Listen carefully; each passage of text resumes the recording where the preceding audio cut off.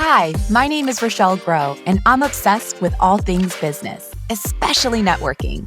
Oftentimes, the opportunities that we have in business and even personally comes down to who we know.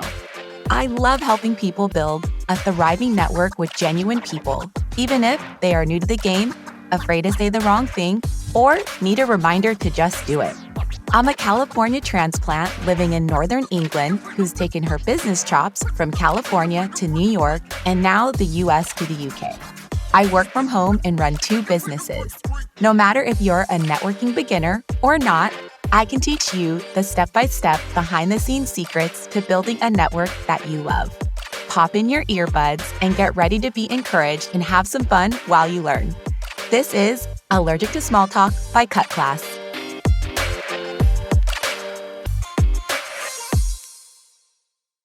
Welcome back to the Allergic to Small Talk podcast. You can catch me here every week or say what's up to me on Insta at It's Row Grow. Okay, y'all, let's dive in. Last week, you got to meet a client that I coach one-on-one. His name is Fahmy Kayira. He's a rapper, independent artist, and CEO of a creative agency called the Streets Coldest. If you haven't had the chance to catch up on that episode, pop back to episode 29 and give it a listen. And this week, you're going to get to meet another client of mine. While I taught Fahmy the tips, tools, and strategies to set up systems and processes, my next client allowed me into their business to help set up these processes and systems, specifically for their marketing team.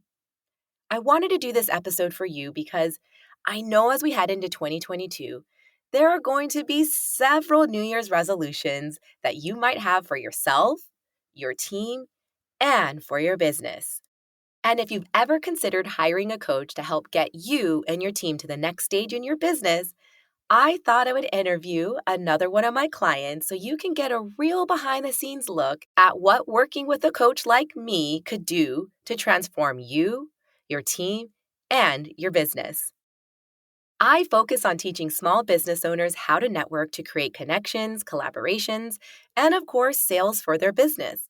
But I also focus on teaching small business owners how to add foundational business structures and systems to view their business in one place. This is especially important as your business begins to scale and you add more employees and more departments. The benefit of this is that business owners can see every part of their business in one area and view what every team member is doing to move the business forward. You see, one of the requirements when working with me is that you must use a project management software system to keep your business rocking and rolling. Good old pen and paper just won't cut it. If you're a small business owner or a budding small business owner, the reason why having a PM system is so important is because you might fall into one or all 4 of these categories. Number 1, you were once an employee and all the systems and structures were set up for you in the business you were working in.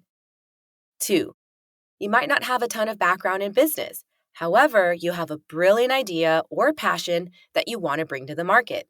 And guess what? You'll need some structure in order to bring those ideas and passions to the starting line. Number 3, you might constantly find yourself saying, I don't have time to do that. Or, shit, I totally dropped the ball on that deliverable because I spaced and totally forgot. Or you might be constantly burning the midnight oil trying to get things done time and time again. And lastly, number 4, you might be wondering what each of your team members are doing and don't have a way to gain insight on their performance because your attention just is elsewhere in the business. And if any or all 4 of the categories that I just described encompasses you, then the magic pill that you're missing just might be a PM system. Hey you! One of the best things I ever did was invest in my business coach, Scott Forgy. Scott really is my secret weapon in my business, and with him by my side, I've been able to smoothly transition my life from the US to the UK, launch 2 businesses, Cut Class and Clever Little Sleeper, have integrity around what I say I'm going to do in my business, and not to mention, he helped me close my first $20,000 client in the UK. If you've ever thought about hiring your own coach, that's what I'm here for. Imagine having your own secret weapon. Hint, hint, that's me. That helps you slay networking and business processes and systems. If you're not exactly sure what a small business coach like me can do to transform your business, let's hop on a free 15-minute call and explore what you want to create in 2022. To book your free 15-minute call, there's a link to my calendar in the podcast description. Now let's get back to the show.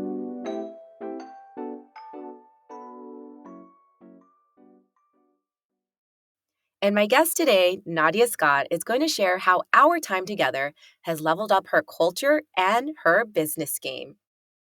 Nadia Scott is the managing director of Geon Training Solutions, a government-funded training provider in the northeast of England. Nadia's team is responsible for drawing down funds from the government, creating training programs for people that are out of employment or are seeking to upskill themselves. This training is geared to sectors that are most in need, meaning these sectors are growing and need employees. However, people just don't have the skills to enter that market.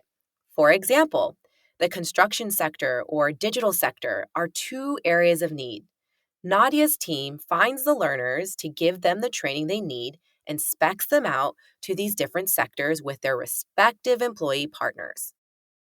Geon also offers a commercial program for CPD units.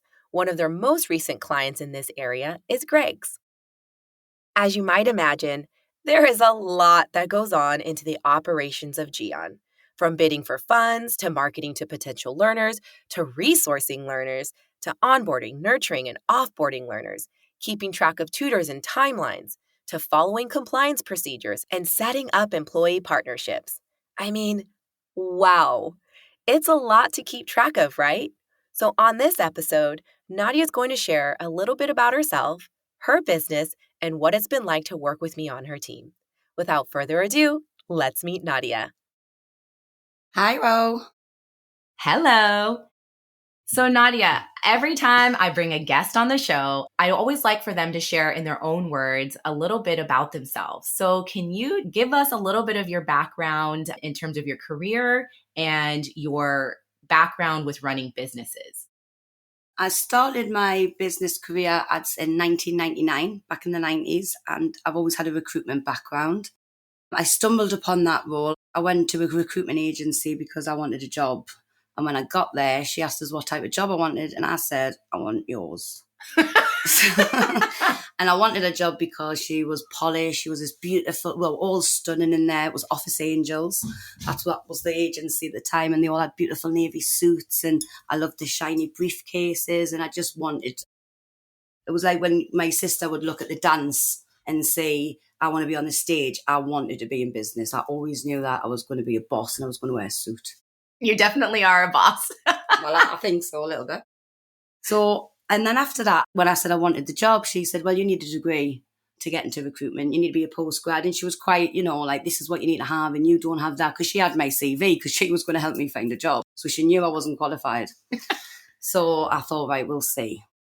So she put me into another small role, which was in the AA, which I did enjoy. But I kept applying for recruitment jobs. And I thought, if I get a little bit of a sales background, I'll get into recruitment. And then I entered into recruitment in 1999 for a company called Berry Medical. And that's where I started. And from then, I've worked my way through all different types of the recruitment sector over the last 22 years.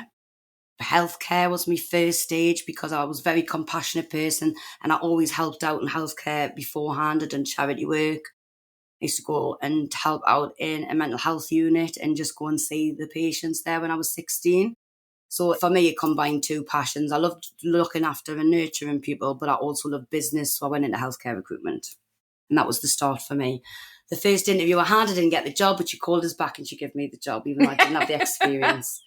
And then I got her job. Nice. Very cool. Yeah.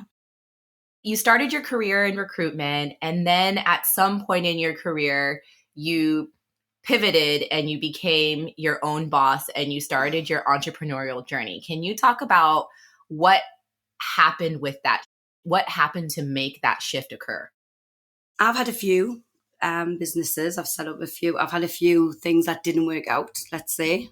But the one that led us on to Geon, so this venture, I had one previous, was I was due to going for quite a big operation that was going to see me out of work for some time. And me and my partner, Trevor, who I'm in business with too, we said, if we're going to do this for someone else, let's do it for ourselves. I had the back office experience. I knew how to set up businesses because I had done a few myself in the past. I won't say failed, but there were businesses I learned a lot from. And after I came out of hospital, it was literally, I set up Geon recruitment from my bedroom. And within 6 months, we went from bedroom to boardroom. And it was literally a survival thing at the beginning. It was like, we've got to, you're going to be out of work for so long. This is the time to do it. I know what to do. And Trevor was fantastic, fantastic consultant, had really good clients. And that's what happened. We set up Geon and we just went from strength to strength within the recruitment arm. So within 6 months, we were in Newcastle city centre, in Clavering House, which we still are today. But it wasn't, for me, I was not burning out of recruitment, but my passion was leaving recruitment for a while. I wasn't finding the rewards in it. It was that I was always looking at the development side of people more, and I don't feel like you didn't get that in the recruitment sector. So with 6 months into having the recruitment, we then set up Geon Training, and that is my baby. Like that is me. That was always my passion project, and we're now 5 years in with Geon, and that's how the training came about. I love that. So can you just give a little bit of context for the listeners as to what a training company is? Because in America, I don't think that government funded programs exist in this fashion to support people that are out of work or to support businesses that are in a sector where there is a demand for employees. So for example, let's say like there is a need in the construction sector in America, the government doesn't say, well, here you go, training company, go train people that are unemployed to get upskilled to go into those roles. So can you explain a little bit as to what is a training company and how does it work? Yes. So we bid for money. So we are a government funded provider. We also offer commercial, but the government releases on average 33 billion of funding over in a year, which sounds enormous, to our education department. And that all gets tendered out by the strategic plan for each region. And then based on that, a training provider would bid for pots of money that we would say sit in priority sectors. So like what you said, construction is a massive skill shortage in the industry at the moment, 67%. And we bid for money to a line that is for employer-led. So I go out and make relationships with employers, find out what their skills gaps are, look at where their learning and development plan is, what their training needs analysis are, and then we will go back and put a bid together, or we will to government, a case study if you like, and put that together and say exactly what is that they're requiring, what qualifications they want, and then you draw that money down. You don't physically get it, you draw it down in stages as you go through the process of training those individuals and getting them employed into work. That's awesome. So you guys, this is a really cool industry to be in. It's very fast paced. And the knowledge that you need to go into this sector to understand the different budgets, understanding how to create right bids, how to align strategic partnerships is all very methodical and strategic. And Nadia is an absolute master in this realm. So she's making it sound very easy, but she literally knows the government funded sector very, very well, like the back of her hand. And yeah, so it's just a really very fast paced, really interesting industry that gives a lot back to people that are in the communities. And if you are in the UK, if you've never worked with a training provider, please look out for your local training provider. And if you're in the Northeast, of course, check out Geon Training Solutions. But moving on. So can you just tell me, you're 5 years into your business, what stage of growth would you say you're in at this point? Take me back to maybe those first beginning years. You were bedroom to boardroom. Kind of walk me through your growth in terms of how it's kind of gone over the last 5 years. Yeah, how's it evolved? When we started training, we started on a contract that was all like pre-employment. So I wanted to align what we were doing in the recruitment. I could see the skills gaps in the recruitment agency. We were constantly filling the same vacancies, and I wanted to understand why. Why are these people coming and going? Why are these players not keeping them? So my initial was pre-employment training. why I wanted to tender for money and give people just the basic employment skills. Because what I identified quite early on was that Newcastle, the Northeast, has the largest qualified dole queue in the whole country. So that means people on benefits. And what were they lacking? So they were lacking the basic employment skills, how to show up on time, how to behave, how to present yourself, how to communicate, how to embed your values. So we started off with pre-employment, very basic pre-employment training, and we were utilising our recruitment partners, and that was going quite well. But then I wanted to do a bit more. We didn't just want to pre-employ people at a basic level. So as we got our confidence in the training, which was very, like you said before, was very complex. So it does take time to get your head around the different funding streams. And there's a lot of competition and a lot of comparison, and everyone's doing the same thing, dressed up in a different way. And I didn't want to get my brand lost in that generic sea of, yes, we can give you an employment qualification. So then we started getting more specific within the priority sectors. Once I understood how the funding worked and how you got more money for certain pots of funding, then I wanted to say, well, where's the biggest need in our community? Where's the biggest drawdown? How can we help the largest employers' growth? So once I identified that, we started slowly emerging into the construction sector within, and that was always our plan because the recruitment agency was construction, but it was a very technical to get into with training, so it took a little longer. Where we are now, I would say, is a very exciting time for Geon. We've secured our own contracts now moving into 2022. We've been working with some really good partners. We've got some good funding partners, and we're doing what I would say is probably the most rewarding funding stream that we've worked on. We're helping 16 to 24-year-olds on a work-study program, which people call a traineeship or a work-study program. And what that basically means is that we work with the employer and we're building their qualifications that are bespoke around the employer, but we're also putting in mindset, we're putting in health and wellness, we're covering all the factors, the effects of COVID, we're taking that into account because this age group's been very affected by that. And we are giving them all the construction skills and giving them work experience with these employers. And then they get to pick, the individual gets to pick which employer they want to go to. And it's more of a mutual relationship between learner and provider and employer. And we're sitting quite high on our progression rate with that. So we're growing nicely. We've still got a ways to go. I think every business always does, but we're heading into big numbers next year. I think both in growth as employees and the amount of people that we serve is definitely looking substantially higher for next year. That's awesome. Thank you so much for sharing. I really loved hearing about your journey from where you started in your bedroom and now to see where you are today. How many staff members do you have? It used to just be you and Trevor, and now you guys have a large staff to help you run Geon. Yes, 13 and several subcontractors, self-employed subcontractors. So say in whole, the Geon family is around about 20. Love it. Very good. So you and I have been working together for the last 6 months. Yeah, we have. We have indeed. And what would you say the business looked like prior? And I'm just trying to set up for context here for those that are listening. So as you can hear, Nadia has grown and grown and grown and grown, not only in terms of the contracts that she's been able to win, as well as her employees, but also all of like the processes and systems that are in place. So as your business evolves, obviously, like there's so many things that have to grow with it. And it's not just necessarily your bottom line. It's literally everything in the business. Everything. So can you just share with the listeners, like, what were some of your big pain points? Like, what did it look like, I would say 6 months ago before we started working together? I was a lot less organized.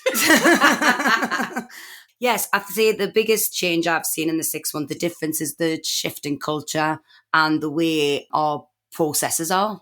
Everybody was working quite individually, and I think I know when you come along, I know it was like a little chip of happiness in the office. But I'd say it was the culture. They changed the culture. You polished the business, I would say, Rochelle. I'd say you came in and you polished it up. It wasn't bad. Everybody was doing great stuff, but you come in with an insight and really looked at the whole business and aligned the marketing and our branding with our people. Very cool. I love that. Excellent. What are some of your like big, hairy, audacious goals as you head in to 2022? I've got quite a few, but I'd say the biggest one for me is to be the first training provider in the Northeast that's delivering domestic green skills in the construction sector. So the biggest goal is the launch of our Skills Academy to open next year, and for that to be a success and be classed as a centre of excellence within the city. That's my big hairy goal. I love it. Very good. If somebody's on the fence about hiring a small business coach for their business or for themselves, what would you say to them? It's an investment. It's not an expense. And if you're on the fence, then you're on the fence on yourself. So you need that investment. And I've invested. I've got all coaches now in my life. I've got wellness, I've got business, I've got strategy, I've got you. So yes, for me, I'll say it as I was one of those people years ago setting up my business. I was very much, well, God, why do you need someone to coach you? You start setting out in business at first, you think it's a luxury. And a lot of people say coaching is a luxury. But for me, you need to surround yourself with people that know things better than you and that can teach you. And that's ideally what I say strategy coaches do. Love it. So what do you have going on in the business that you really want to share with the audience? Right, my Creative Flow project that we've just launched. So we've delved into another sector now within Geon, and we've always been passionate within the brand and market and digital media. And having you on board, we have now launched our traineeship program, which is the Creative Flow, which will support individuals who want to become inspiring entrepreneurs themselves within creative marketing industry, or if they want to go and work for a big branding company. We've got some fantastic businesses lined up for work experience. Cut Class is one of them. Woo! We've also got the Streets Coldest is one of them. Edge Agency is one of them. Vital Services. So I'm really excited about this program launching, and we've also got Blue Moon Market, the lovely Anne, who does all of us supports Geon with their marketing. So it's a really exciting program, and I'm hoping it's going to attract lots of young people. Last year we helped over 487 individuals, and next year we want to support even more young people into employment. So we're hoping to double that. Awesome. And Nadia, if people want to find you, where can they find you? You can find me at geonts.co.uk. And on LinkedIn, I'm Nadia Scott. Awesome. Thank you so much for coming on the show, Nadia. I had an absolute blast with you, and I know the audience is really going to enjoy listening to this episode. Thanks for having me, Rob.